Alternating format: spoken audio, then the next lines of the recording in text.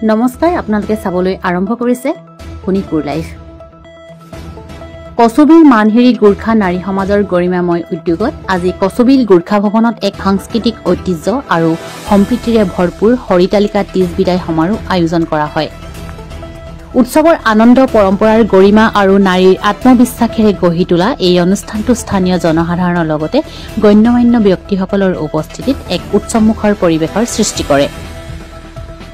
স্মৰণীয় এই সমাৰোহত উপস্থিত থাকি নিজ উপস্থিতিৰে অনুষ্ঠানটোত অধিক গৌৰৱান্বিত কৰি তোলে ৰঙাপৰাৰ আদৰণীয় বিধায়ক কৃষ্ণ কমল তাঁতী বালিপৰা আঞ্চলিক পঞ্চায়তৰ সভাপতি শংকৰ চেত্ৰী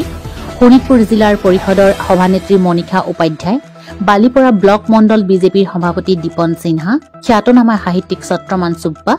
যুৱ লেখক প্ৰাঞ্জল প্ৰতিম বৰা মানহিৰি গাঁও পঞ্চায়তৰ সভানেত্ৰী জিনামণি চেত্ৰীৰ লগতে সমাজসেৱক দীপক খৰকাৰ সকলো অতিথিয়ে অনুষ্ঠানৰ বিষয়ে উচ্চ মূল্যাংকন কৰে আৰু গোৰ্খা নাৰী সমাজৰ এই অনন্য পদক্ষেপক আদৰি প্ৰদান কৰে অনুষ্ঠানৰ মূল মঞ্চত পৰম্পৰাগত তীজ নৃত্য গীত সামূহিক পৰিৱেশন আৰু লোক সংস্কৃতিৰ বৰ্ণনা সকলোকে মুগ্ধ কৰে তীজৰ চিৰন্তন শক্তি স্বামী স্ত্ৰীৰ পবিত্ৰ বন্ধনৰ আধ্যাত্মিকতা আৰু নাৰীৰ আত্মবলৰ প্ৰতিফলন ঘটায় এই অনুষ্ঠানত এই সমগ্ৰ অনুষ্ঠানটো সুচাৰুৰূপে পৰিচালনা কৰে লক্ষ্মী দেৱীয়ে যিয়ে নিজৰ সহজ গম্ভীৰ আৰু সাহিত্যিক ভংগীত অতিথি আৰু দৰ্শকসকলক সুন্দৰভাৱে আগবঢ়াই নিয়ে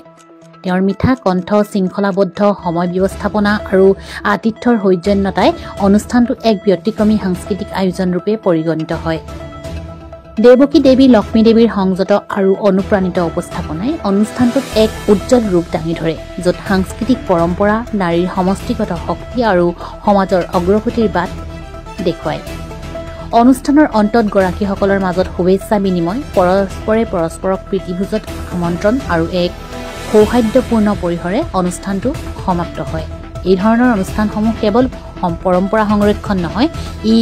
অৰিহণা নেতৃত্ব আৰু আত্মপ্ৰত্যয়ৰ এক উজ্জ্বল নিদৰ্শন বুলি বিবেচনা কৰিব পাৰি news desk report Sonitpur live